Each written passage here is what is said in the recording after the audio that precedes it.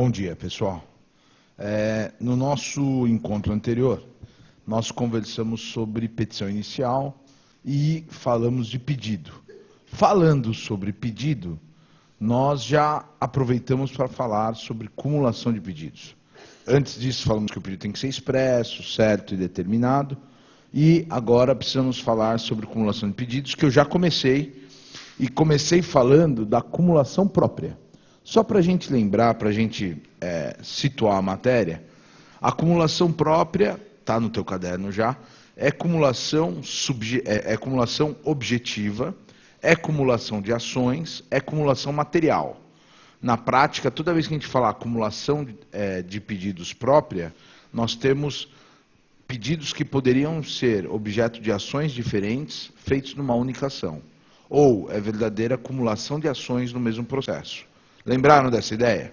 Pois bem, essa acumulação própria, ela permite que o autor consiga, em tese, tudo o que ele pediu. Vai depender se ele vai provar ou não o que ele alegou. E ela se divide, foi aí que nós paramos, em simples e sucessiva. A simples já está no teu caderno. A acumulação simples ocorre quando o autor formula os pedidos completamente independentes, de modo que o resultado de um não afeta o resultado do outro. Fechou? Agora é chegada a hora de ver a outra espécie. Então, para quem usou A para falar de cumulação própria, é o A.2. Para quem usou 1 para falar de cumulação própria, é 1.B. Fica a teu critério. Fechou? Então, só para a gente se organizar, o A ficou sendo cumulação. Ficou sendo cumulação simples. Não. Espera aí. O A, na verdade, ficou sendo cumulação própria. Aí, no A1, eu já falei da simples. E agora eu vou falar do A2. Só que eu vou desenvolver aqui, A2. Cumulação sucessiva. Tá? Acumulação sucessiva. O que é a acumulação sucessiva? Vamos lá? É aquela em que os pedidos têm relação de dependência. Explico, 2 pontos. A acumulação sucessiva é aquela em que os pedidos têm relação de dependência. Por quê? Porque o posterior só pode ser acolhido, ou melhor, o posterior só pode ser apreciado, o posterior só é apreciado se o anterior for acolhido. Tá? Existe dependência entre eles, o posterior só será analisado, apreciado, se o anterior for acolhido. Abre parênteses. Se o anterior for rejeitado, o que vai acontecer se o anterior for rejeitado? O posterior fica prejudicado. Se o anterior for negado, o posterior fica prejudicado. Tá bom? Exemplos. Vamos dar exemplo? Exemplo basicão, que até quando a gente vai dar curso para quem não é formado em direito, todo mundo entende. É investigação de paternidade acumulada com alimentos.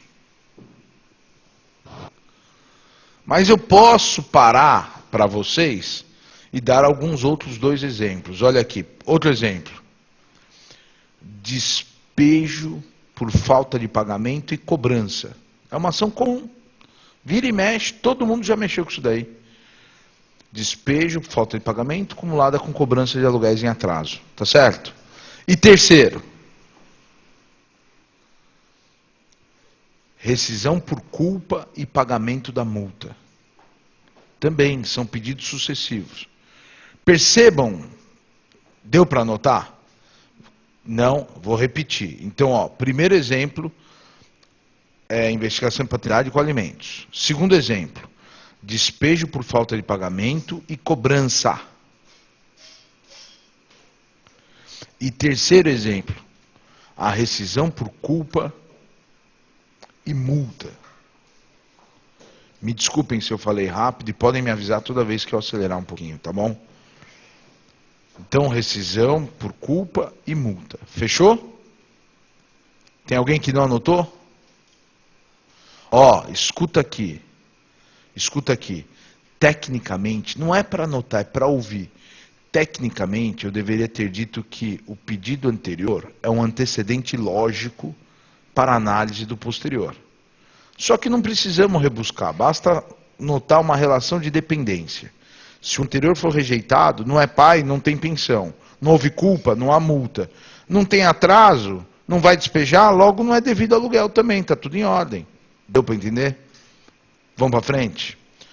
Agora, outra espécie de acumulação, ó. B.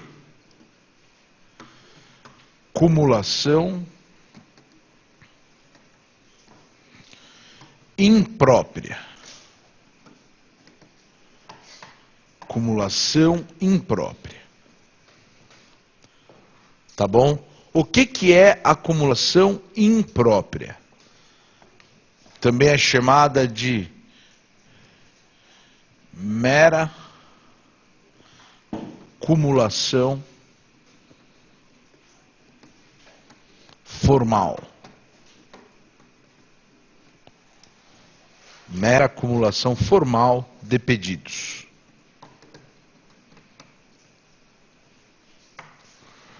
Antes mesmo de decompor as espécies, por que a acumulação imprópria é chamada de mera acumulação formal de pedidos? Vamos lá. Porque o autor formula mais de um pedido, sabendo que só um pode ser acolhido. Tá? O autor formula 2, 3, 10 pedidos, sabendo que só um, no máximo um, será acolhido. Por quê? Presta atenção. Porque o direito material discutido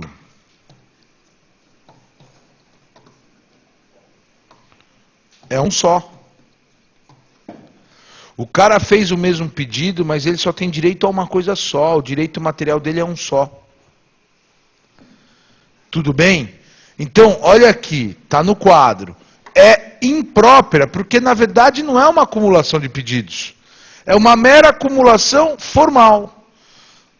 O cara faz vários pedidos e sabe que no máximo vai levar um. Por quê? Porque o direito material dele é único, é uma coisa só.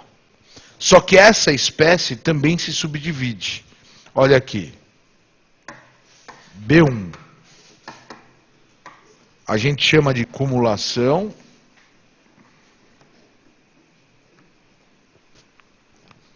subsidiária. Cumulação subsidiária. Ó, a acumulação subsidiária, ela tem uma característica bem forte. Qual é? É a ordem de preferência.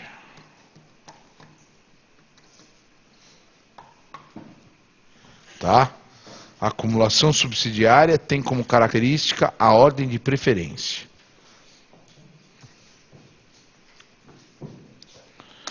Como é que é isso daí? Pode anotar.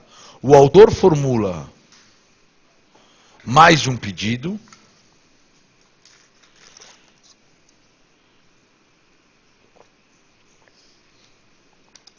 O autor formula mais de um pedido em ordem de preferência. O autor formula mais de um pedido em ordem de preferência para que o juiz aprecie o posterior. Então, são vários pedidos em ordem de preferência para que o juiz aprecie o posterior, caso não seja possível acolher o anterior.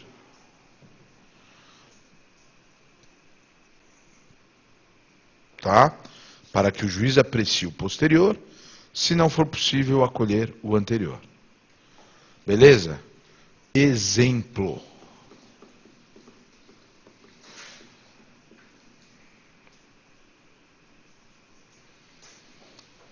O autor pede a entrega do quadro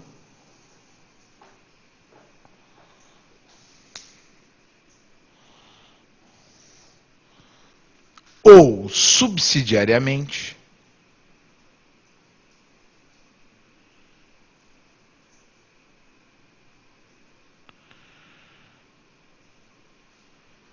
a devolução do valor pago com multa. Tá? Ele prefere o quadro, mas subsidiariamente ele aceita a devolução do valor pago desde que seja com multa. Tá bem? Ó, escute aqui um pouquinho.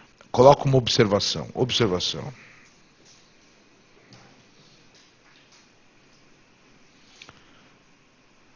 Na obrigação de fazer,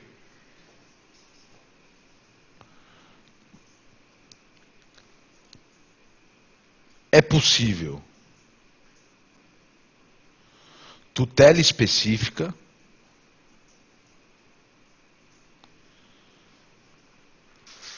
abre parênteses. O que é tutela específica na obrigação de fazer?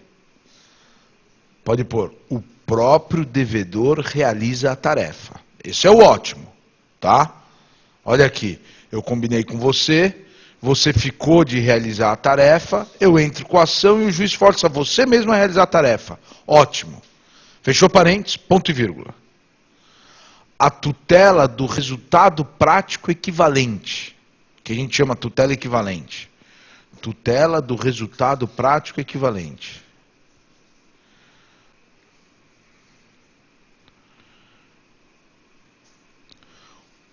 O que é essa tutela do resultado prático equivalente? Abre parênteses. Quando nas obrigações fungíveis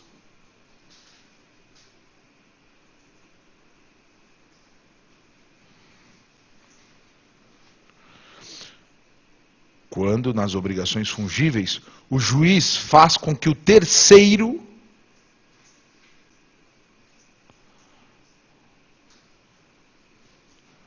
realize a tarefa às custas do devedor. Então, a tutela do resultado prático equivalente ocorre quando a obrigação é fungível e o juiz força ou faz com que um terceiro realize toda a tarefa às custas do devedor. Fechou parênteses, ponto e vírgula. E tutela ressarcitória genérica. O que é a tutela ressarcitória genérica? Olha aqui. A tutela ressarcitória genérica é a conversão em perdas e danos. Entre parênteses, indenização.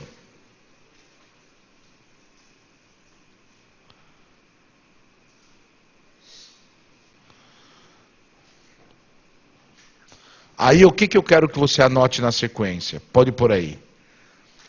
Como o ideal, vai comigo, como o ideal é a tutela específica,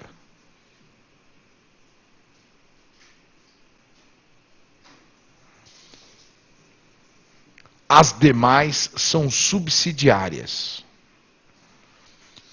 Ó, o juiz tem que dar ao credor exatamente aquilo que ele tem direito. Então o ideal é a tutela específica e as demais são subsidiárias. Por que eu estou falando isso? Solta a caneta e presta atenção. Se eu, que sou um cara mais enxuto, pedir a realização da pintura da casa, ou a pintura da casa por terceiro às custas do devedor, ou a devolução do valor com multa, juros e tudo mais, pergunto, isso é pedido alternativo ou é subsidiário? Resposta, o sistema, para ser eficiente, pretende dar a tutela específica. O equivalente já é pior do que a específica. E devolução do dinheiro é pior do que o equivalente. Então, apesar do ou, como você conhece o sistema, você já sabe que nesse caso os pedidos são subsidiários. Se eu pedir, eu quero a grana, ou então que ele pinte logo, eu inverti o sistema, eu tornei alternativa.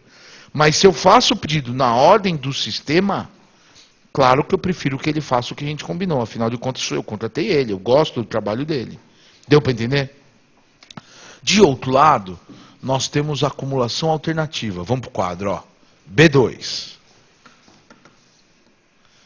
B2. Cumulação alternativa.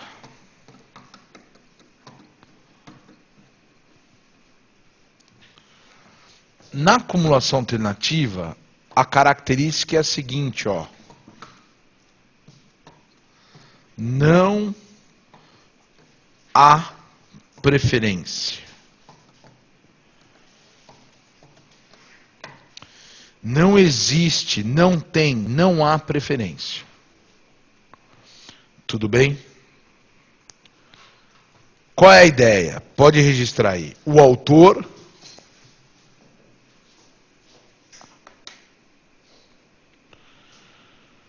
formula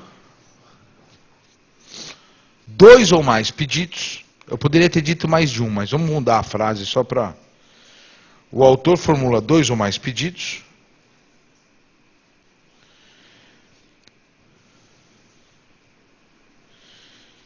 E o acolhimento de qualquer deles o satisfaz. O que vier tá bom. Ele formula 2 ou mais pedidos e o acolhimento de qualquer deles o satisfaz.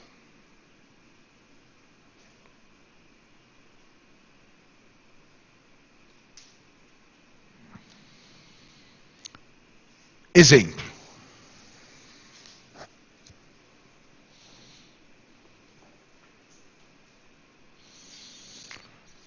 O autor pede visitas livres ou guarda compartilhada do filho. Ele entra com a ação pedindo visitas livres ou guarda compartilhada do filho. Para um pouquinho só. Para um pouquinho só. Qual é o direito deste autor? É conviver com o filho. O que ele quer? Conviver o máximo possível. Então, se for para morar com a mãe e ele puder visitar sempre que ele quiser, para ele tá bom. Se não, vamos compartilhar a guarda, que para ele também tá bom. O que ele quer é conviver com o moleque enquanto o moleque está crescendo. Ponto final. Percebam que, se for conversar com ele saindo do juridiquês, ele vai falar assim, eu quero estar com meu filho, ela está embaçando. E aí ele fala, eu quero estar bastante, porque se ele quiser só estar a cada 15 dias, ele pedia só regulamentação de visitas. Não, ele quer visitas livres, poder pegar o moleque mais vezes, ou então compartilhar a guarda do menino. Tanto faz. Perceberam? Olha, no ponto de vista do mercado, das relações, é muito difícil a gente dar exemplo, porque a gente acaba caindo no direito do consumidor, e aí a situação é um pouco diferente. Então eu prefiro pensar no direito de família. Nesse cara que quer estar com filho, seja de um jeito ou de outro, mas o máximo possível. Fechou? Joia. Agora, tem uma situação diferente. Faça uma observação aí. Observação. Nesse caso,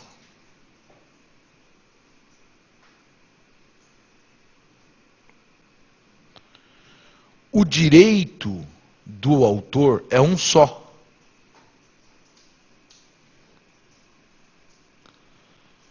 Entre parênteses, estar com o filho. Esse é o direito dele.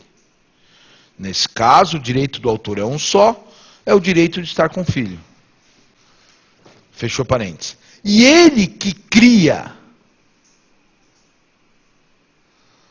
alternativas para o juiz e para o réu,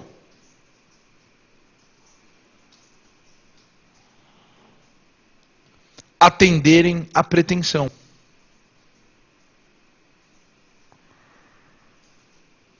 Percebam que foi ele que criou as alternativas para o juiz e para o réu atenderem a sua pretensão, formulando mais de um pedido.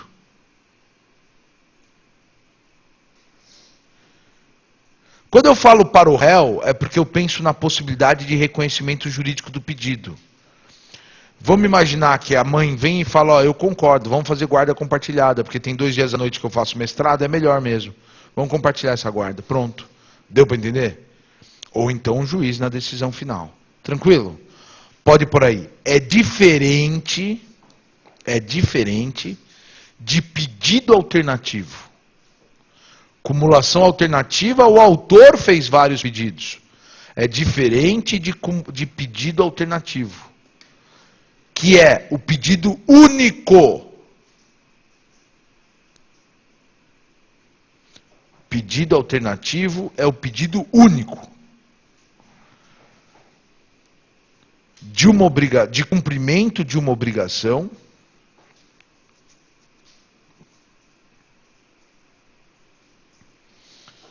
que pela lei ou pelo contrato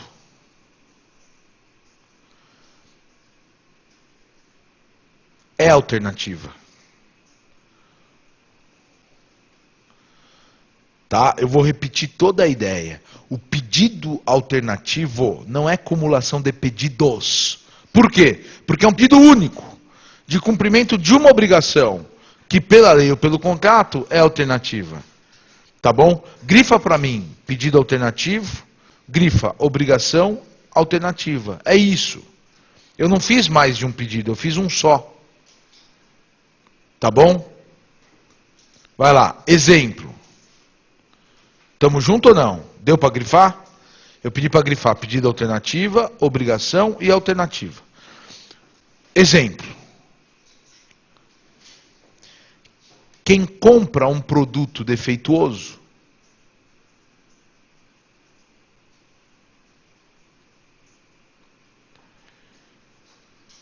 e pede o ressarcimento. Ó, eu sei que a escolha é do consumidor, mas ele não quis escolher. Ele pediu assim, ressarcimento. Moral da história. Coloca o enfim, pelo CDC, pode ser através de um produto perfeito ou devolução do dinheiro. Tá? Ah, mas da onde veio essas opções? Não veio do pedido do autor, veio da própria lei que prevê as formas de ressarcimento. Tá bom? Escuta aqui um pouquinho, ó. Eu sei que também cabe ao autor escolher, mas imagine que o cara foi comprar um sítio e pagou por 20 alqueires de terra. Contratou o topógrafo, que foi medir, deu 18 alqueires de terra.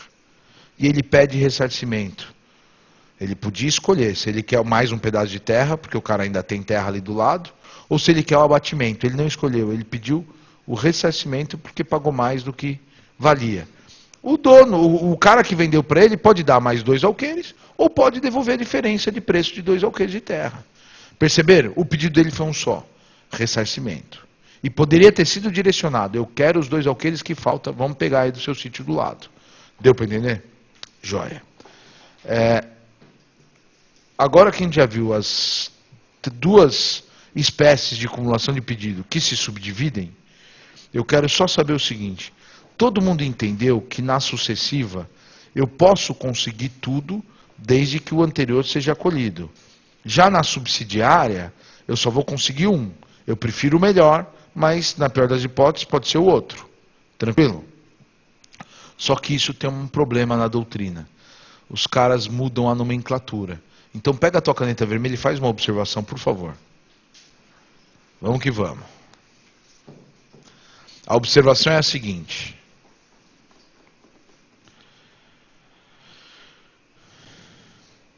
Parte da doutrina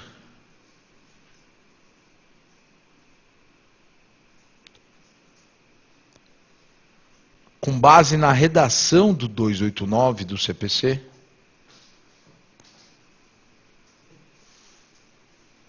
parte da doutrina, com base na redação do artigo 289 do CPC,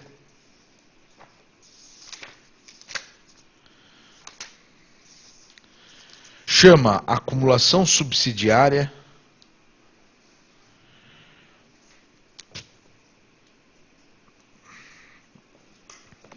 de sucessiva.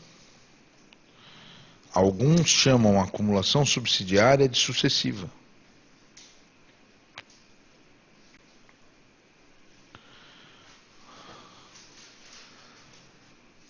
Para um pouquinho. Está escrito na lei assim, ó, é lícito ao autor formular os pedidos em ordem sucessiva para que o juiz aprecie do posterior, caso não possa acolher o anterior.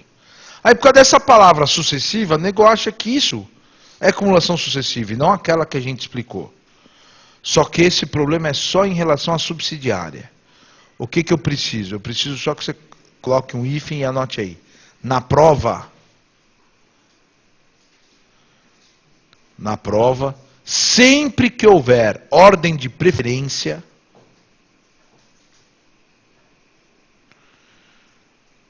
procurar a alternativa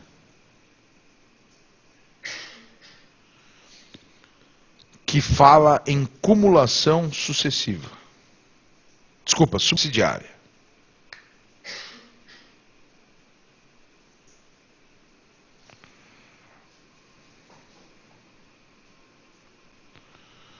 Você tem que procurar a acumulação subsidiária. Ponto. Se não houver, marcar a sucessiva. Eu repito essa história porque isso foi muito marcante para mim. Eu sempre dei aula fazendo esse destaque. Tem doutrinador bom que chama só de sucessiva. E tem doutrinador bom que chama só de subsidiária. Mas eles nunca confundem. Tem o que não usa a expressão subsidiária e tem o que usa. Ponto final. E aí a gente sempre deu aula assim e teve um concurso. Ou melhor, teve um domingo que teve 2 concursos. Um do TRT e outro do TJ. Caiu o mesmo enunciado. Né? Quando o autor formula mais de um pedido para a hipótese do anterior não ser acolhido, o posterior ser apreciado, tem-se, aí vem as alternativas. Num dos concursos, cumulação subsidiária, gabarito. No outro concurso, cumulação sucessiva, gabarito. Detalhe, nesse que falava acumulação sucessiva, não tinha opção subsidiária. Detalhe, eu tinha alunos fazendo os 2 concursos, um grupo aqui, outro grupo ali. Todo mundo acertou. Então segue essa linha que eu estou falando.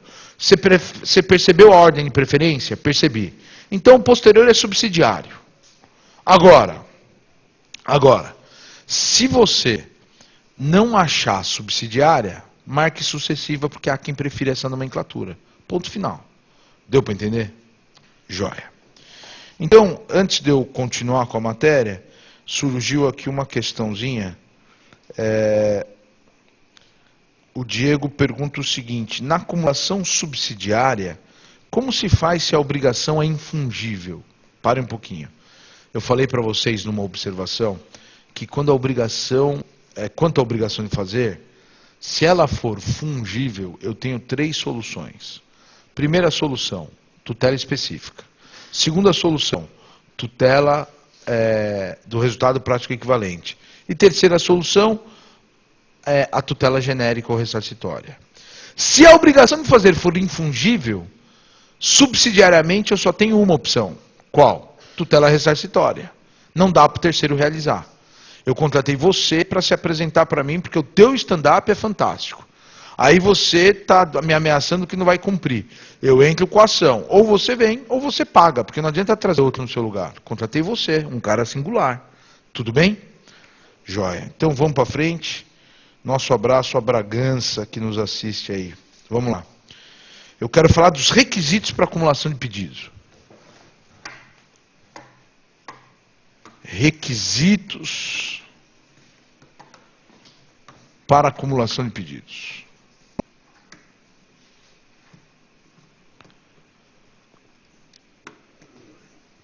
Está na lei, por isso cai bastante na prova de primeira fase. O que eu preciso para acumular pedidos? Primeira coisa que eu preciso: 1. Competência do juízo.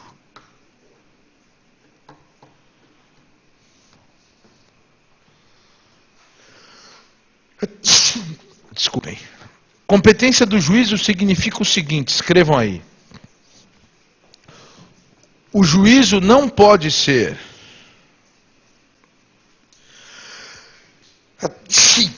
absolutamente incompetente. O juízo não pode ser absolutamente incompetente para um dos pedidos. De novo. Desculpem. Acho que acabou. Ó, para você poder acumular pedidos, o juízo tem que ser competente para todos. Se ele for absolutamente incompetente para um deles, esse já não dá para você acumular. Tá claro? Acontece o seguinte, pode ir por aí. A incompetência relativa em princípio,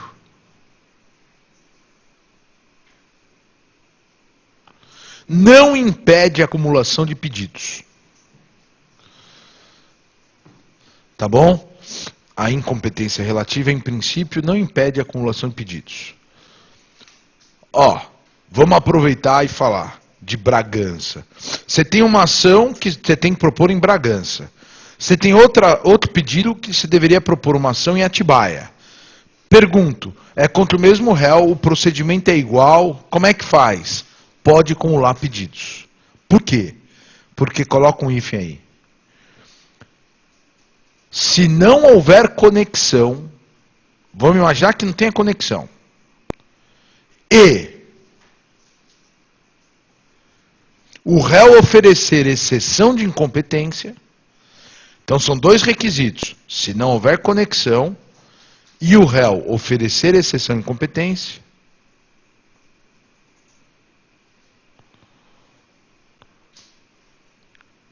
o juiz cindirá as ações. Aí ele dividirá, ele cindirá as ações. Tá bom? Então, ó, presta atenção no raciocínio, já está tudo marcado. Se não marcou, vou repetir.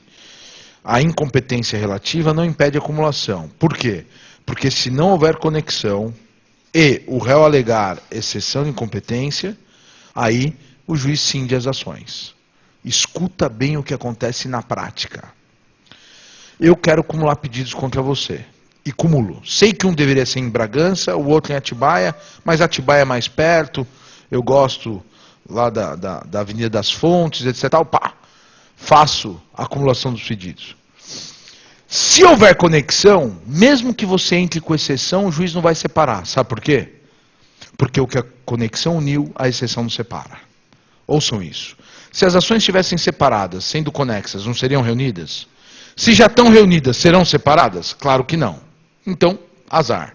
Segundo, se não houver conexão e você não oferecer exceção de incompetência, o que vai acontecer? Prorroga a competência para aquilo que não era daquela comarca. Agora, caso você entre com exceção e não haja conexão, o juiz separa e fala, não, esse aqui é lá em Bragança, o resto fica aqui em Atibaia. Tudo certo. Pelo menos você tentou, e cá entre nós, com grandes chances de dar certo. Tranquilo? Segundo requisito. Compatibilidade dos pedidos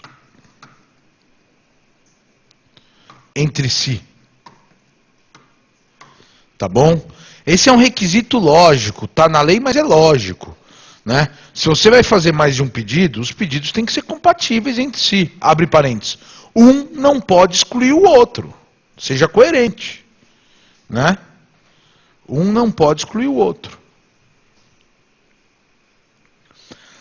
Só que tem um detalhe. Fechou parênteses. Pode anotar aí. Esse requisito só é exigido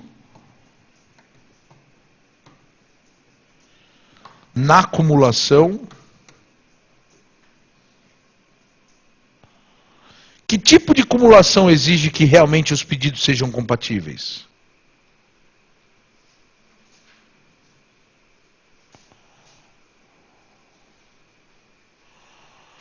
Momento reflexão, antes das 9 é difícil, né? Eu entendo perfeitamente, ó. Então, só é exigido na acumulação própria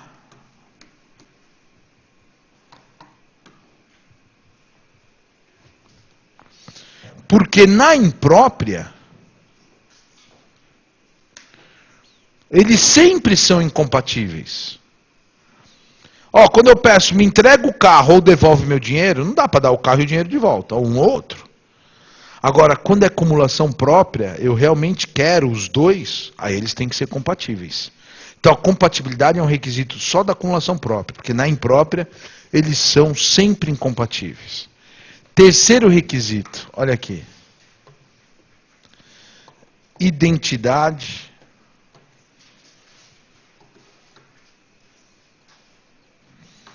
procedimental.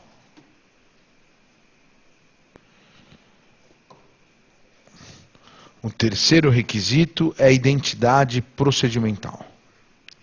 Como é que a gente lê esse requisito? Coloca um if aí.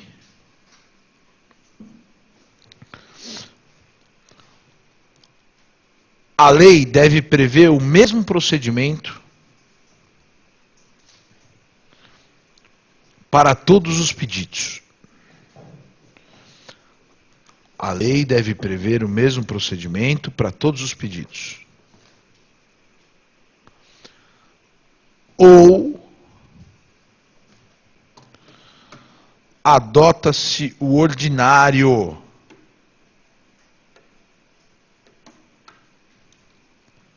para todos. Ou adota-se o ordinário para todos. O problema aqui é o seguinte, tá? A gente precisa fazer uma distinção.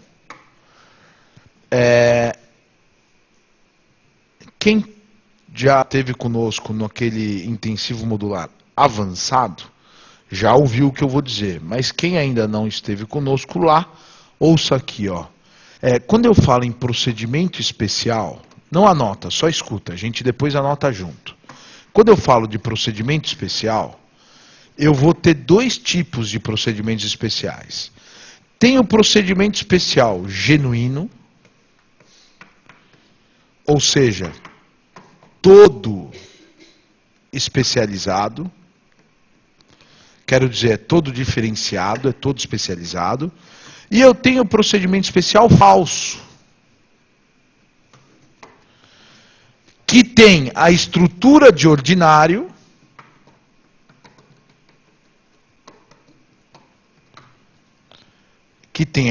do ordinário com variações. Tá? A variação às vezes é uma audiência de justificação, a variação às vezes é uma liminar, a variação às vezes é a possibilidade de fazer pedido na contestação, alguma variaçãozinha. O que acontece? Quando a lei fala que se os procedimentos forem diferentes, pode acumular pelo ordinário, você tem que lembrar o seguinte, isso só é possível se for um procedimento especial falso, que tem por trás dele uma estrutura de ordinário.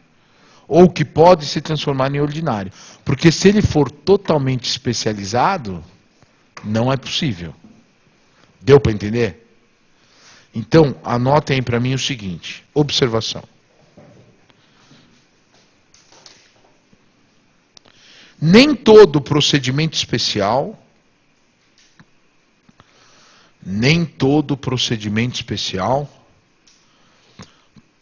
pode ser convertido em ordinário.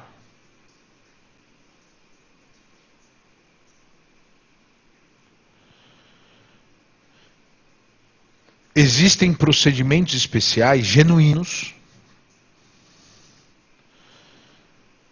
Existem procedimentos especiais genuínos que são totalmente diferenciados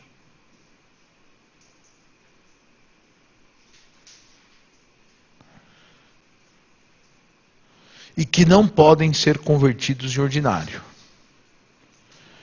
Existem procedimentos especiais que são totalmente diferenciados, e quando eu falo totalmente diferenciados é do começo ao fim, e que não podem ser convertidos em ordinário. O que impede a acumulação de pedidos.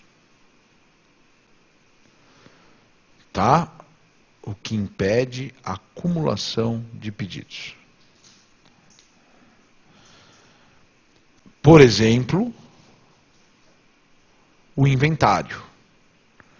Toda a doutrina é unânime em dizer que o inventário realmente é um procedimento especial, muito diferente do começo ao fim, e que não dá para seguir o ordinário em hipótese alguma. Moral da história, não tem como acumular o inventário com outros pedidos. Inventário é só inventário, o resto é em outro lugar.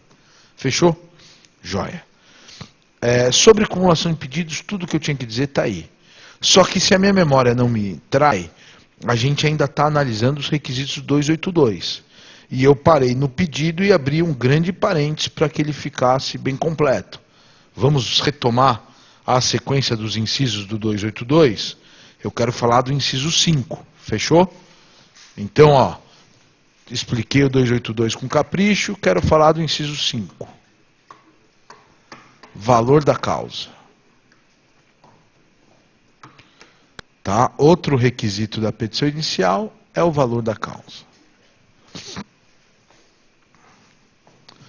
Bom, quando se fala em valor da causa, é importante lembrar que os artigos 258 a 261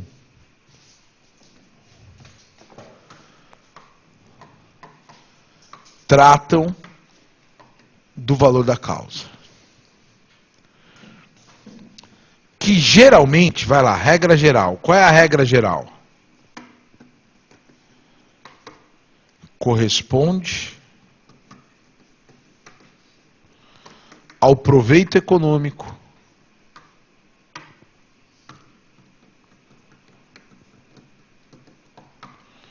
que se pretende.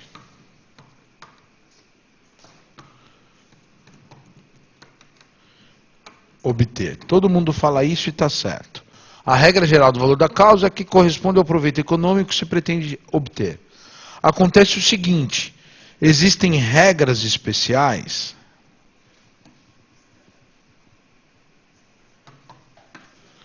obrigatórias.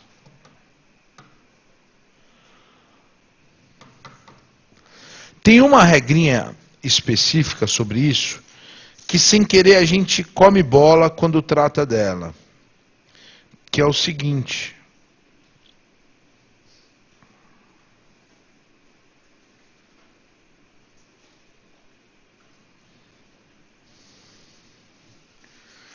Pode anotar aí. Exemplo, artigo 260. Que sem querer o pessoal dá um migué e tem juiz que nem percebe. Artigo 260. Ele fala o seguinte, na cobrança de prestações vencidas e vincendas,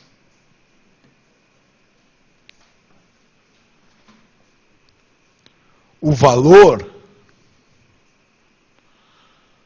da causa é a soma das duas.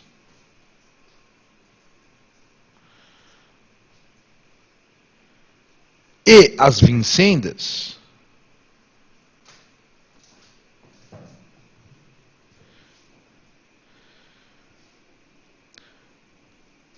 será igual a 1 ano de prestação.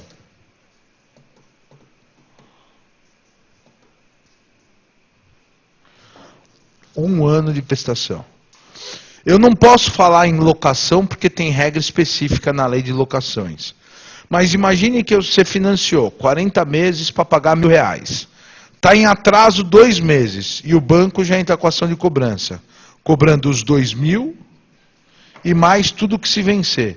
Esse tudo que se vencer, imaginando que é uma parcela de 1.000 em 12 meses, vai dar mais 12. Ou seja, o valor da causa seria 14. O que eu vejo todo dia no fórum? O cara dá como valor da causa 12. Só que não é ação de despejo, não é ação de alimentos. Ação de despejo, ação de alimentos, o valor da causa corresponde a 12 meses de pensão, a 12 meses de aluguel, é verdade. Agora, quando você está pensando em cobrança de prestações vencidas e vincendas que não tenham regra especial, é o que já venceu e mais 1 ano de vincendas. Sem querer passar batido isso. Tá bom? Joia. 2 coisas importantes. Primeira delas. Primeira delas. O juiz pode controlar de ofício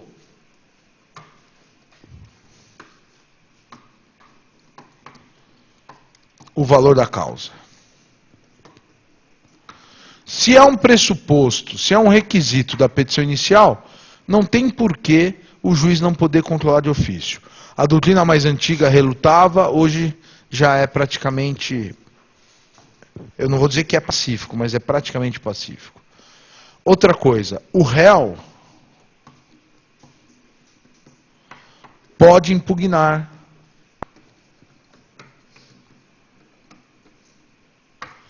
no prazo de resposta em petição autônoma. Ela vai em apenso, tá?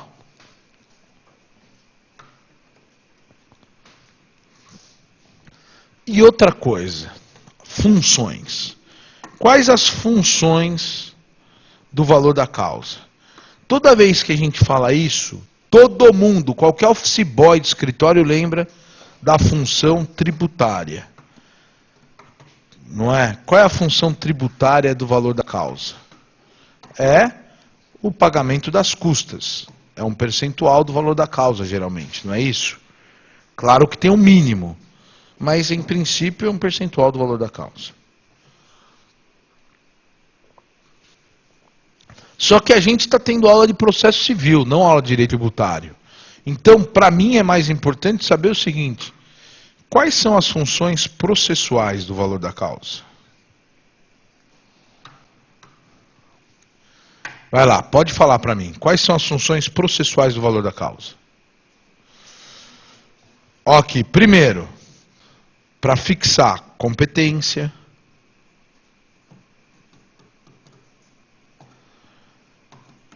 Segundo, para determinar o procedimento, se é sumário ou se é ordinário. O que mais? É base de cálculo da caução. Lembra a caução da rescisória, por exemplo?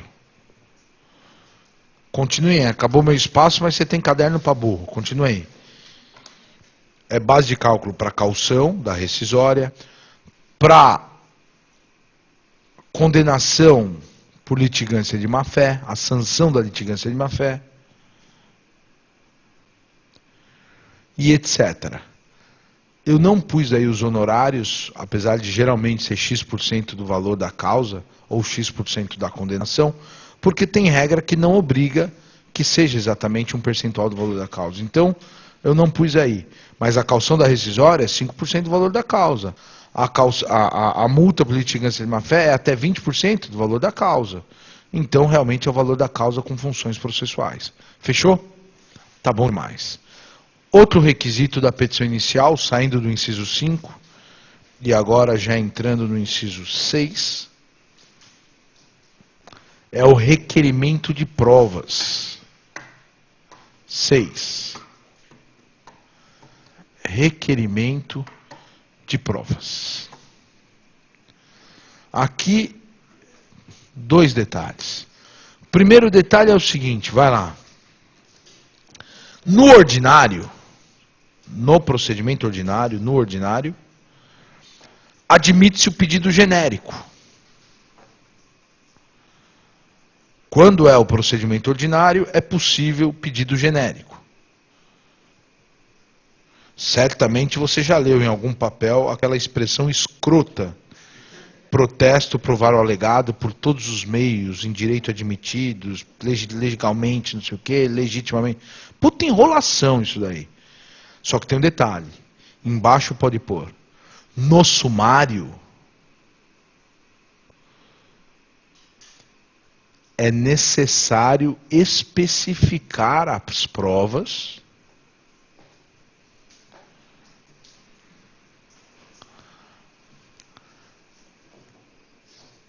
arrolando testemunha,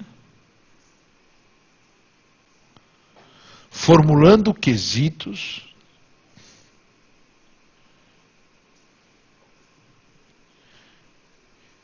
indicando assistente técnico se necessário.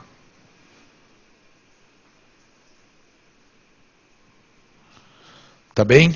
Olha aqui. No ordinário é aquela frase terrível. No sumário tem que ser detalhado. Quer testemunha? Já rola. Quer perícia? Já apresenta quesitos e indica o assistente técnico. Fechou? Vamos para frente. Depois das provas, o outro requisito que a petição inicial tem que ter é o requerimento da citação do réu. Eu acho isso uma bobagem, mas está na lei. Requerimento de citação.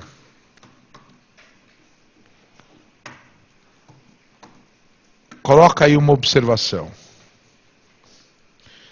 Se o juiz determinar a citação,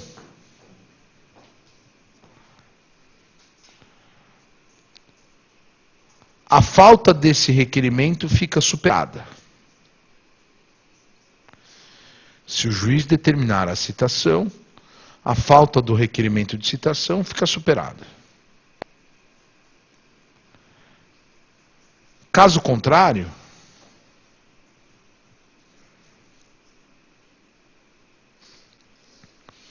será a hipótese de emenda. Então, olha a sua situação. Você cai na mão de um juiz instrumentalista, ele manda citar e nem viu que você não pediu. Caiu na mão de um juiz xarope, ele vai mandar você emendar inicial que você não pediu para citar, então ele não vai citar enquanto você não pedir. Tudo bem? Vejam que time você vai integrar quando você passar, tá bom? Essa é a visão de quem está do outro lado do balcão, tá certo? Acho importante isso, né? Saber como os outros te enxergam. Olha aqui, não para você se influenciar por isso, mas para você cuidar da sua imagem para você mesmo. Mas eu estava dizendo do 282. Acontece que na nossa aula passada, quem tem aí no computador ou no caderno, me ajuda aí. Antes de eu entrar no 282, eu falei dos requisitos que estavam em outro artigo, em outros artigos. Alguém tem esse material aí?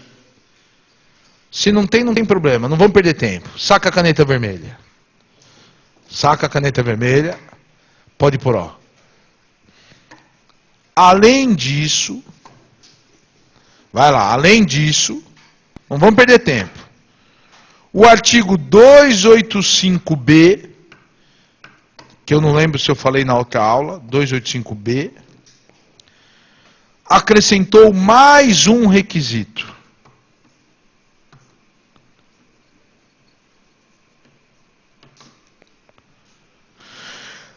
Qual é o requisito que o 285B acrescentou? Pode por aí. Nas ações que discutem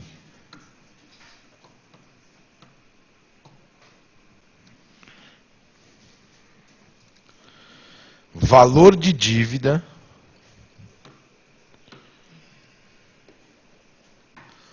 ou de prestações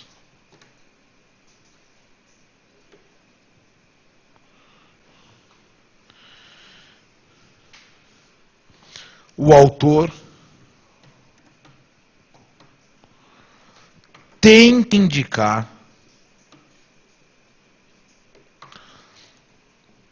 o valor que entende correto. Você acha que a dívida está muito alta? Você acha que as prestações estão embutindo coisas indevidas? Tudo bem. Entra com a ação para discutir, mas já diz desde logo qual o valor correto da dívida ou qual o valor correto das parcelas do seu financiamento, do seu contrato de mútuo, sei lá eu de onde vem essas parcelas. Tudo bem? Qual é a ideia da lei? Pare um pouquinho, nada nova. Não é uma ideia pioneira. Vocês lembram dos embargos à execução e na impugnação ao cumprimento de sentença?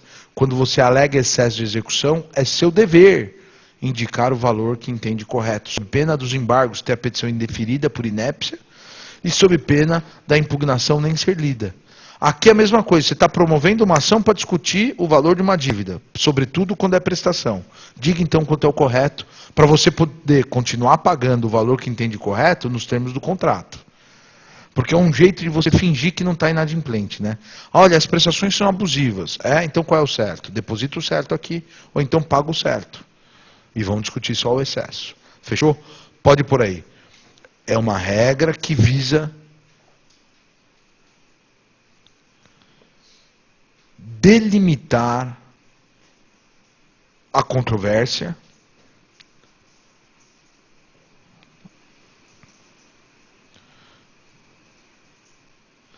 estabelecendo desde o início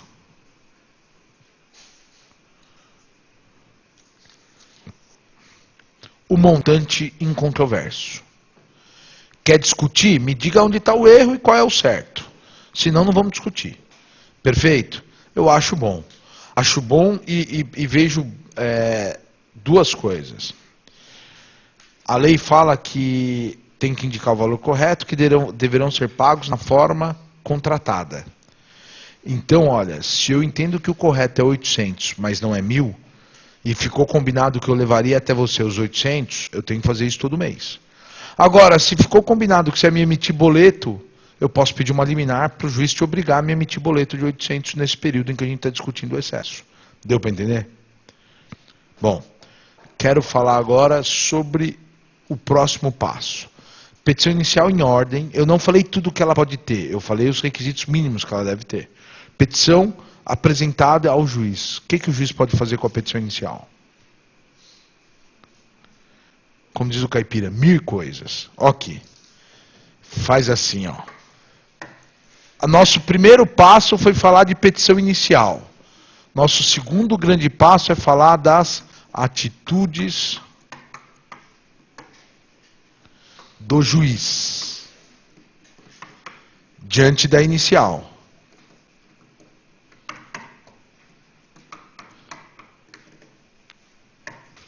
Vamos ver uma por uma e depois eu desenvolvo, pode ser? Olha aqui. A primeira atitude que o juiz pode adotar, e eu vou fazer assim, ó, letra A. Primeira coisa que o juiz faz é o controle da competência. Controle da competência. Tá bom? Controle da competência a gente já desenvolve. Aí depois vem o B. Ele faz o controle da inicial. Acontece que esse controle da inicial, ele é feito de duas formas. Por meio da emenda ou em deferimento da inicial.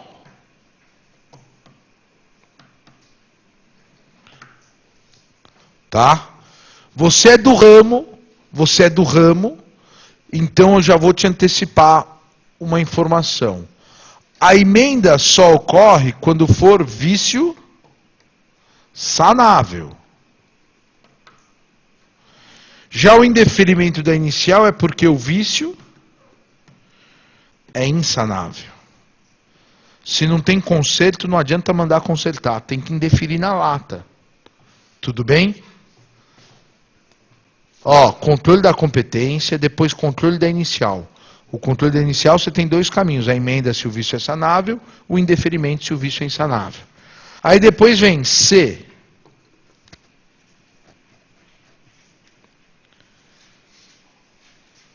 Sentença liminar de improcedência.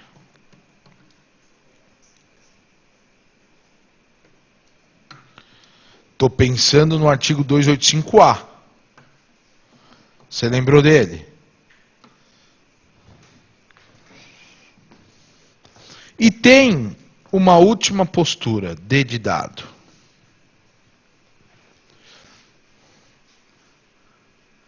É determinar a citação.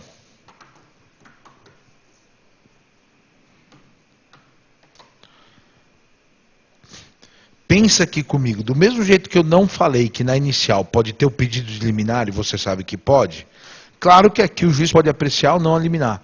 Acontece deferir ou não a liminar. Acontece o seguinte, antes dele falar que está tudo ok e pôr o cítice dele, ele pode fazer várias coisas que, abre aspas, fazem com que o processo não ande, ou até morra. E ele ainda pode dar uma sentença liminar em procedência. Se ele determinar a citação, saiba, sorte sua, porque ele podia ter feito coisas piores antes disso. Tranquilo? Muito bem. Quero falar do controle da competência. Vai lá. A. Controle da competência. Você é do ramo, você sabe o seguinte. Que tipo de competência o juiz controla de ofício? Isso. Então, pode ir por aí. Isso é feito de duas formas. Capricha. Isso é feito de duas formas. Primeira delas, o juiz reconhece de ofício a incompetência absoluta e faz o que com o processo? O juiz controla de ofício a sua incompetência. Eu falei reconhece de ofício, né? A incompetência absoluta e remete os autos ao juízo competente. Tá bom?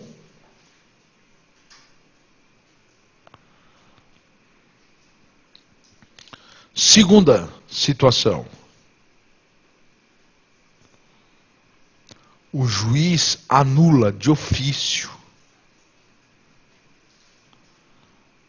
O juiz anula de ofício o foro de eleição em contrato de adesão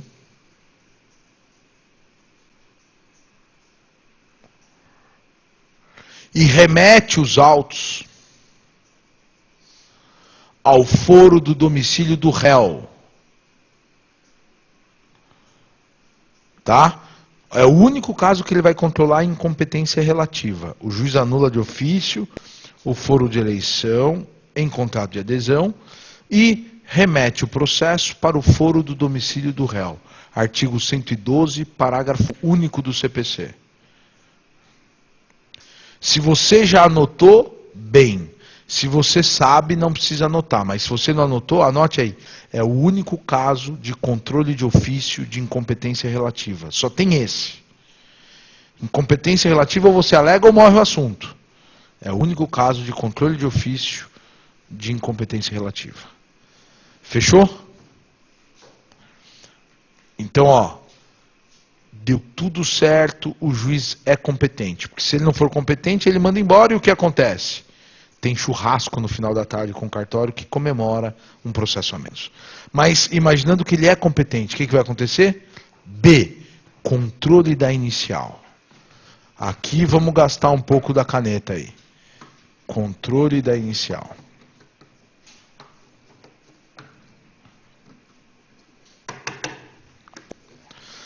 De novo, 1. Emenda da inicial.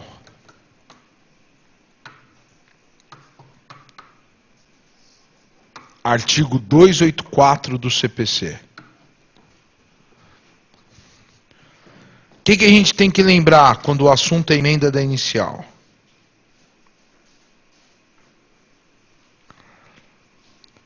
Vai lá, a ideia é a seguinte. Quando o juiz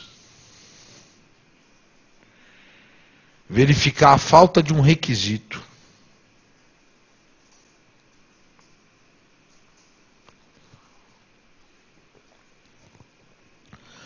ou defeitos ou irregularidades, quando faltar algum requisito ou a petição apresentar defeitos ou irregularidades que dificultem o julgamento da causa,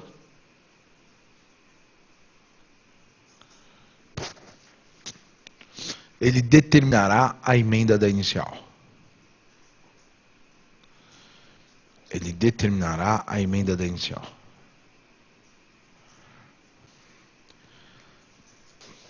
Galera, escuta aqui. Vocês perceberam que é falta de requisitos, defeitos ou irregularidades que dificultam? Não é que impedem, dificultam. Ou seja, são vícios sanáveis. Tá claro? Aí ele determina a emenda inicial. Primeira coisa, a emenda é um direito subjetivo do autor. Tá?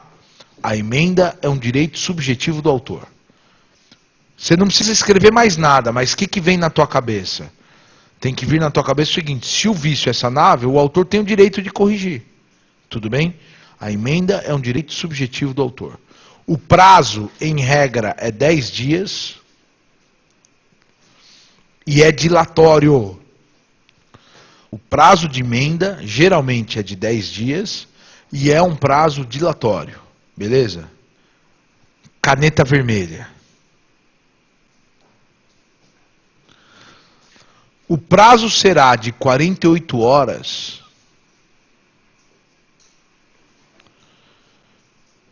quando faltar o endereço do advogado.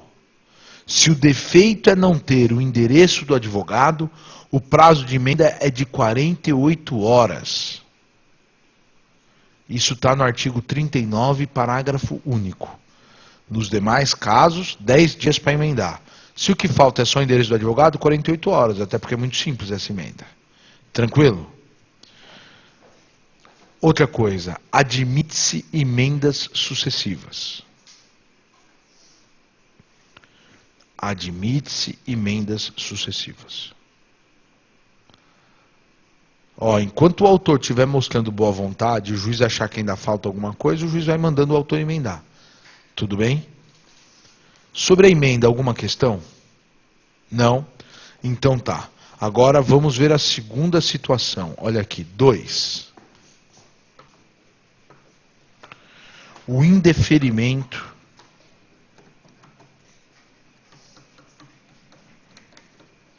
da inicial. E aí a gente já vai lá para o artigo 295 do CPC. O indeferimento da inicial.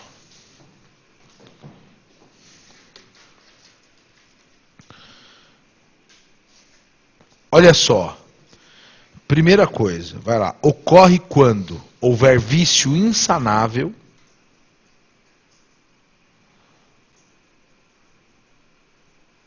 ou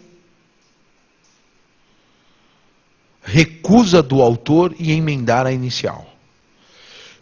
Eu só indefiro a inicial em duas hipóteses. Primeiro, o vício é insanável. Segundo, o vício dava para corrigir. Eu mandei o autor corrigir e ele não fez nada. Azar. Aí eu indefiro. Fechou? Bem, quais são as hipóteses de indeferimento? Vamos lá? Vamos para o quadro. Hipóteses de indeferimento. As hipóteses estão no artigo 295. Tá?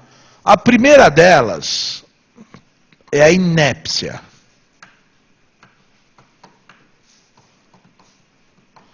Inépcia da inicial. Acontece o seguinte, você tem duas opções. Uma é decorar o parágrafo único. E a outra é gravar que inépcia é defeito de pedido. Se petição é ato de pedir, petição inepta é aquela que tem defeito no próprio pedido. Que defeito? Pode ir por aí. Falta pedido ou causa de pedir, ponto e vírgula.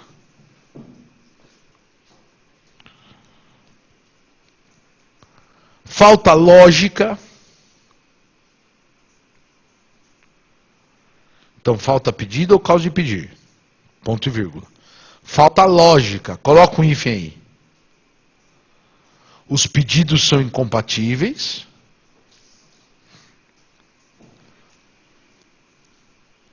Ou dos fatos narrados não decorre o pedido.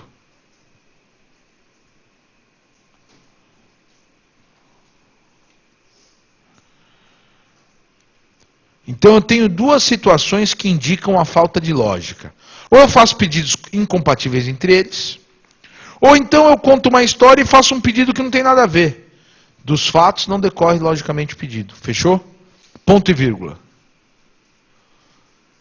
Impossibilidade jurídica do pedido. São essas as hipóteses de inépcia. Impossibilidade jurídica do pedido.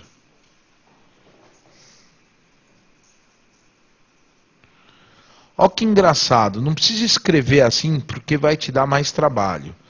Mas ó, as causas de inépcia estão ligadas à ausência do próprio pedido ou da causa de pedir, à falta de lógica ou à falta de juridicidade. Acabou. Ou é impossível juridicamente, ou não tem lógica porque é incompatível no decorre do fato narrado, ou o cara nem pediu ou nem fundamentou. Tá claro? Bem, esses são os casos de inépcia. Aí a doutrina fala assim, esse é o pior vício que a petição inicial pode ter. Eu acho que esse é o maior defeito que o advogado pode demonstrar. Mas qualquer vício da petição que seja insanável é grave igualmente. Segunda hipótese. 2. Ilegitimidade manifesta. A segunda hipótese de indeferimento da inicial é ilegitimidade manifesta.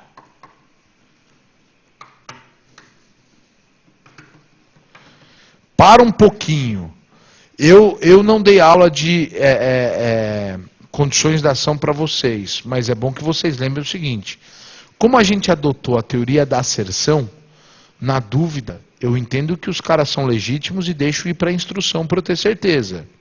Então eu só vou indeferir inicial se a ilegitimidade for manifesta. Terceiro. Falta de interesse.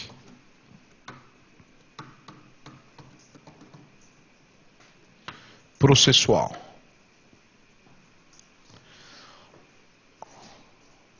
Ó, você viu que a impossibilidade jurídica do pedido está dentro da ideia de inépcia. Então, se eu pegar o inciso 1 pelo lado da impossibilidade jurídica do pedido, o 2 e o 3, percebam que os 3 primeiros incisos falam de carência de ação. Deu para perceber isso? Carência de ação. A carência de ação está atingida pelos incisos 1, 2, 3. Além disso, eu indefiro inicial 4. Pela prescrição ou decadência do direito do autor.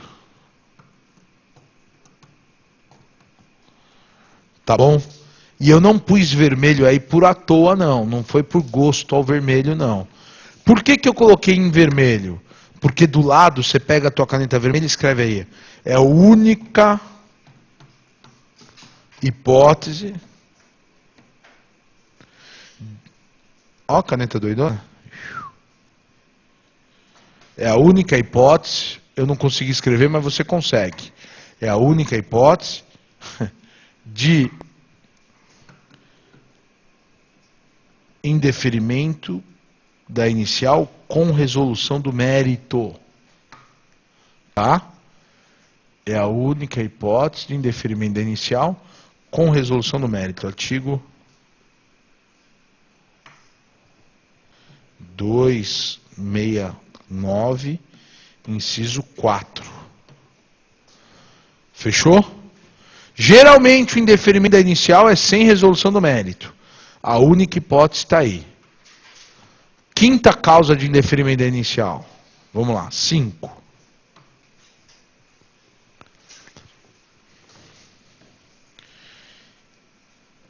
Erro de procedimento. Erro de procedimento. Quando não for possível adaptá-lo. Quando não for possível adaptá-lo. Grifa, não for possível adaptá-lo, porque é mais importante isso. Errar o procedimento não tem problema. O problema é se não der para corrigir. Tudo bem? Faça uma observação aí para mim, por favor. Observação.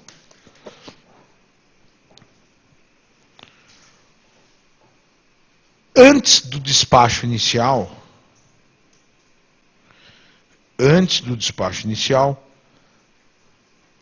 em regra, é possível adaptar o procedimento.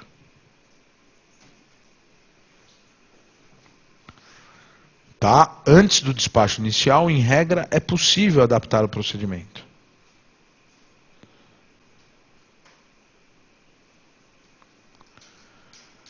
salvo quando depende de emenda da inicial e o autor se recusa.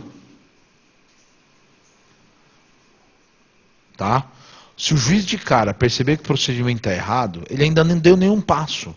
É só corrigir. Tanto que se você entrar com uma ação achando que o procedimento é sumário e o juiz entender que é ordinário, ele na canetada fala, olha, não há que se falar em procedimento ordinário, cite-se nos termos do ordinário, para a resposta em 15 dias. Acabou.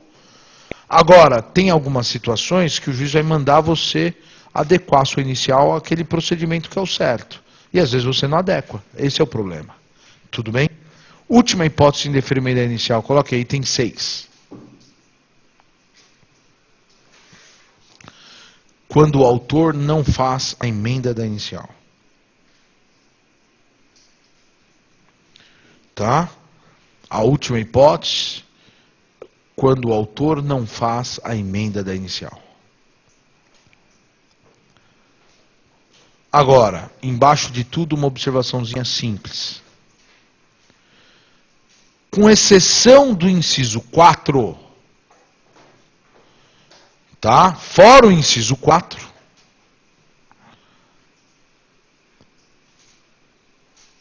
o indeferimento da inicial gera extinção sem resolução do mérito.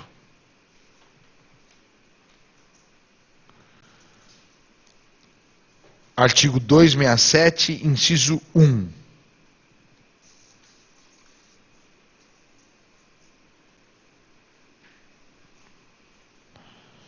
Tá bem? E aí, detalhe. Pode por aí. A diferença entre o inciso 1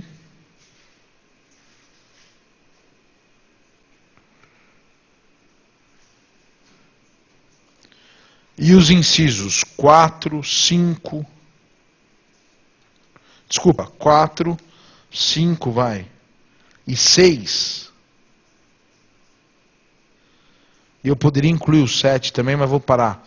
Porque o 4 fala de pressupostos positivos. O 5 fala de pressupostos negativos. O 6 fala de condições da ação, carência de ação. E o 7 fala de mais um pressuposto negativo. Por isso eu poderia ter incluído o 7, mas deixa para lá. A diferença do inciso 1 para os incisos 4, 5 e 6 não é o conteúdo ou fundamento. Não é o conteúdo ou fundamento da decisão, mas o momento. Não é o conteúdo ou fundamento, e sim o momento. Tá bom? 2 pontos. O indeferimento da inicial é antes da ordem de citação.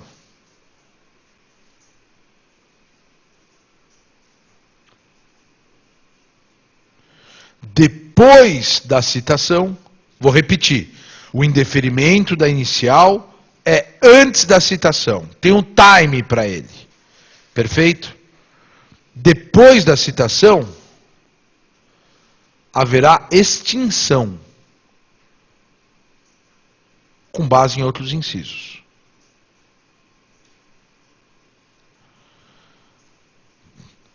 Tá?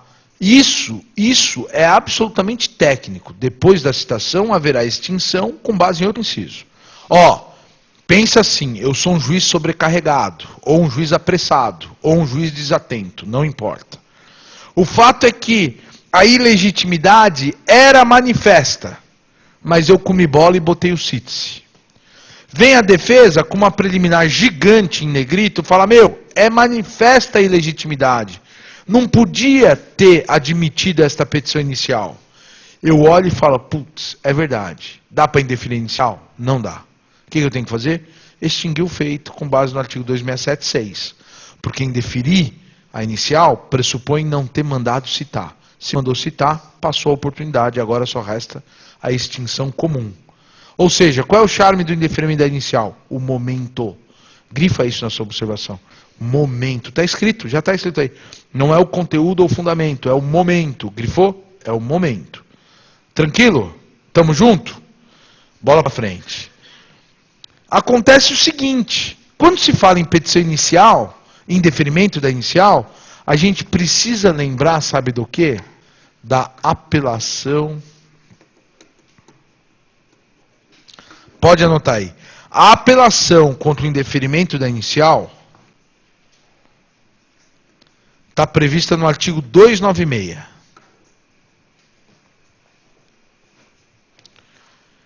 Que tem duas peculiaridades.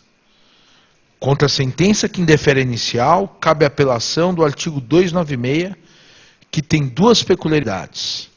Primeira peculiaridade: juízo de retratação. A primeira peculiaridade é o juízo de retratação. E a segunda peculiaridade é que o réu não participa. A lei não prevê que ele vai participar, até porque ele nem foi citado, a inicial foi indeferida. Tá bem?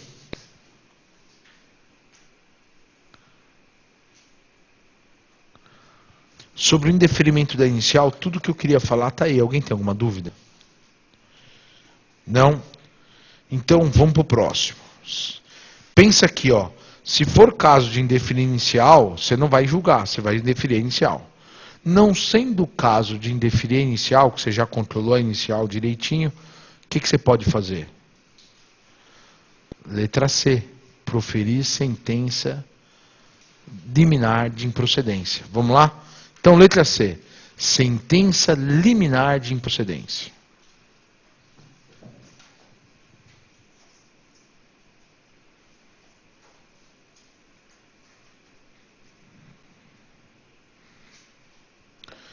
Sentença liminar de improcedência. Ou sentença de improcedência prima facie.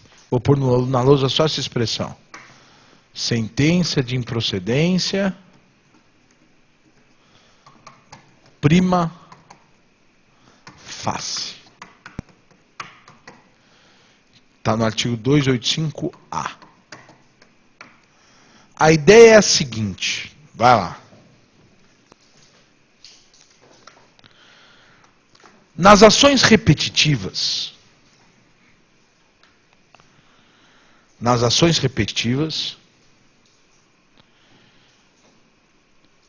em que a matéria é só de direito, nas ações repetitivas, em que a matéria é só de direito, se no juízo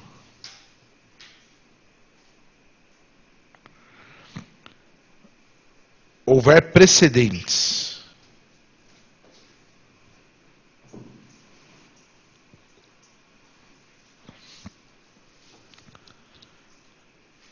de improcedência, nas ações repetitivas em que a matéria é só direito, se no juízo houver precedentes de improcedência, o juiz pode proferir sentença de plano.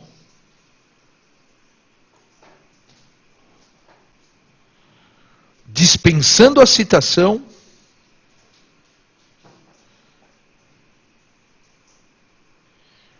e reproduzindo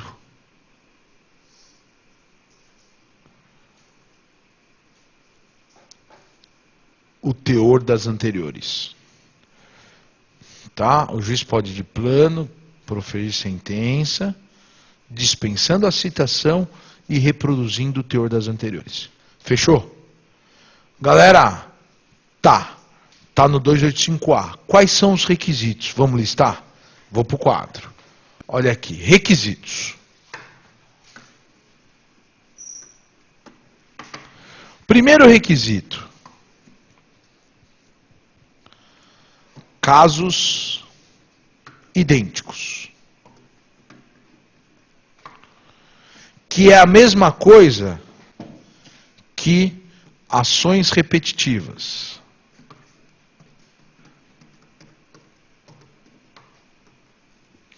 O que são casos idênticos ou ações repetitivas? Pergunta do oral da magistratura de São Paulo. O que são casos idênticos, doutor? O que são ações repetitivas? Pode por aí. São aqueles que discutem a mesma tese jurídica central, principal. Não é mesmo as partes, não. É mesmo a tese jurídica central. Fechou? Todas as ações que discutem aquela história do expurgo da poupança são idênticas. Todas as ações que discutem a cobrança da tarifa mínima da telefônica são idênticas. Tudo bem? Então, mesma tese jurídica central. Segundo, 2. Matéria só de direito. O que significa matéria só de direito? Pode por aí. A controvérsia é jurídica e não fática. Tá certo? Todo mundo sabe que no plano do Collor as poupanças foram bloqueadas. Todo mundo sabe que quem tem telefone em casa paga uma tarifa mínima. A questão é saber se é legal ou não, se podia ter feito isso ou não. É só jurídica, perceberam? Terceiro.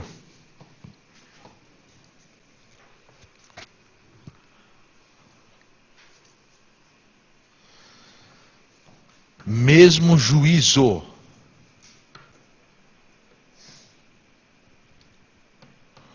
Ou mesma vara. Mesmo juízo significa mesmo órgão julgador, mesma vara. Estou pensando no primeiro grau, que é o dia a dia, né? 4. Casos idênticos anteriores totalmente improcedentes. Casos idênticos anteriores totalmente improcedentes. Acontece o seguinte, hein? No oral da magistratura, um examinador perguntou: quantos casos anteriores idênticos? Teve cara que pipocou. Grifa para mim, casos, o S, idênticos. E pode por aí, pelo menos 2 casos anteriores, em razão do plural. Teve nego que falou assim, pelo menos 1. Não, errou. Errou. Não é pelo menos 1. Não é pelo menos 1. É pelo menos 2. Por quê? Porque a lei usou o plural, então não pode ser 1. Quinto requisito, eu vou escrever aqui do lado. Quinto. Eu interpretava esse requisito diferente, mas está na lei e o STJ está chato. Ó. Reprodução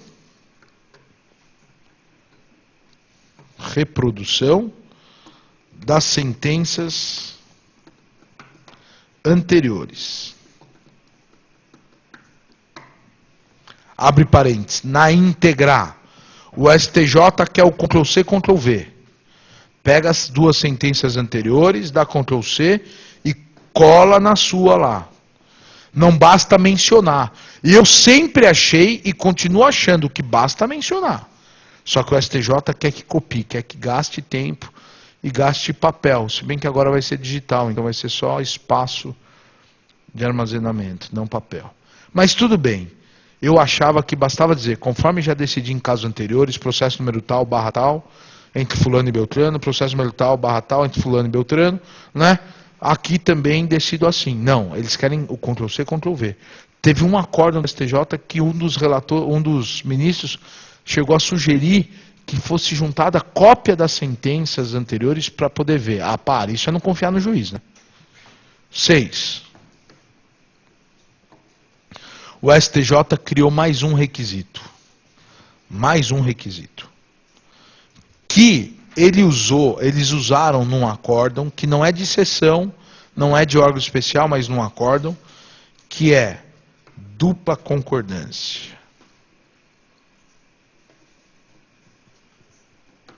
Eu adoro esses nomes que eles jogam numa ementa e que vai parar na prova, sabe?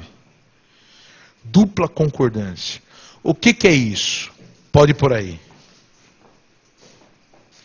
O juiz só deve aplicar o 285A quando a sua decisão estiver em conformidade com a jurisprudência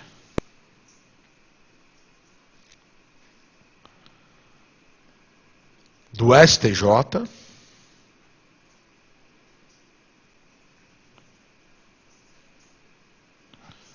e do tribunal local. Isso é que eu acho uma burrice. Eu já explico. E do tribunal local. Tá bom? Detalhe importante. Coloca um hífen. Basta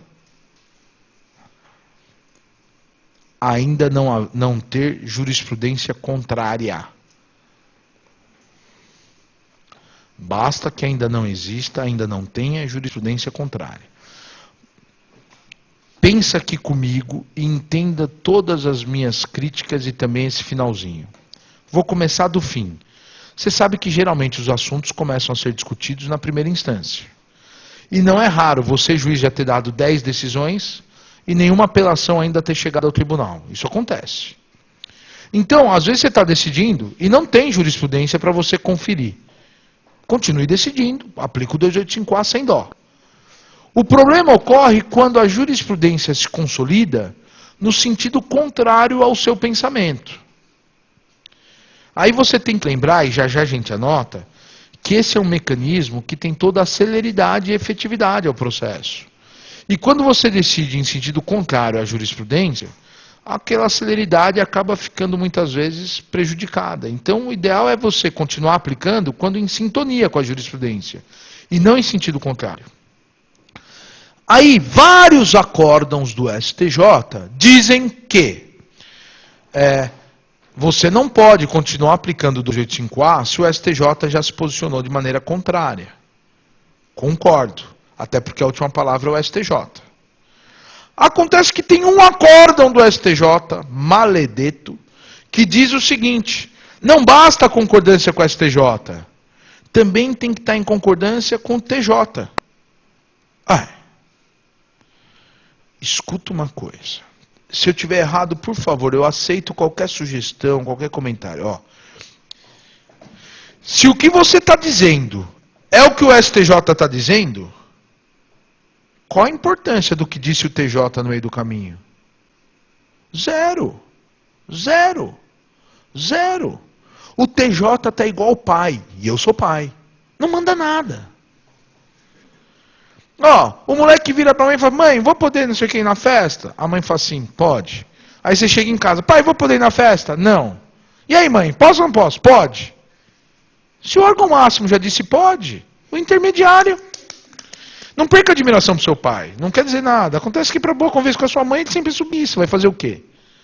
Ou só eu? Talvez eu só seja assim, deixa. O fato é que, escuta aqui. Concorda comigo que se eu falar não, vai pro TJ.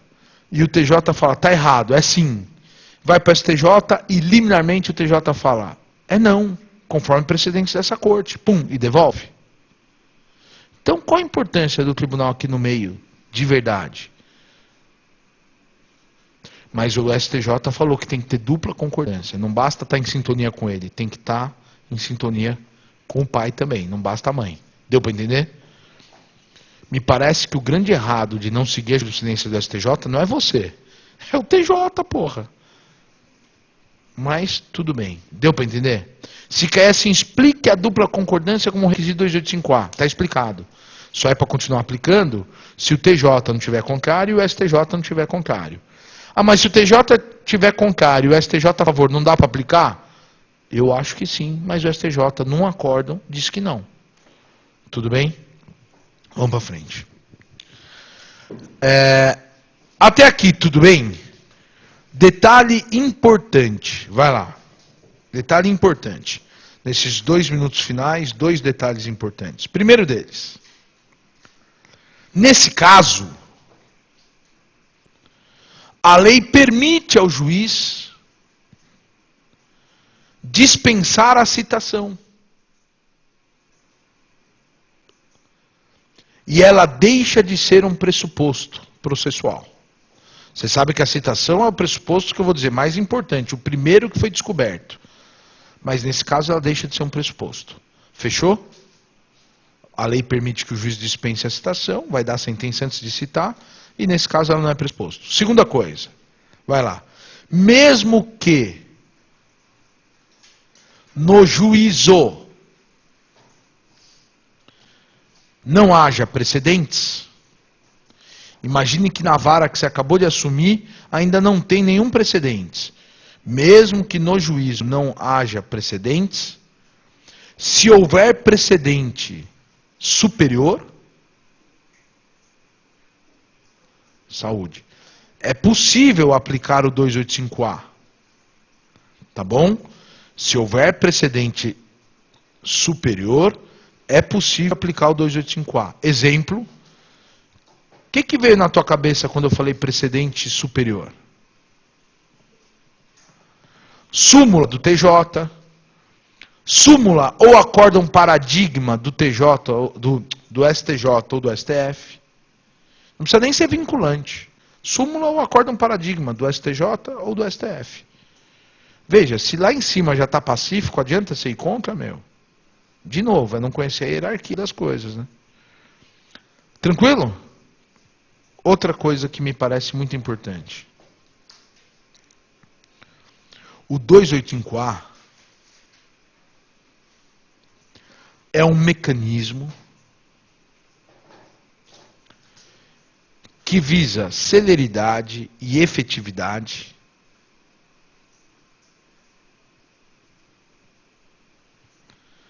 baseado na valorização dos precedentes.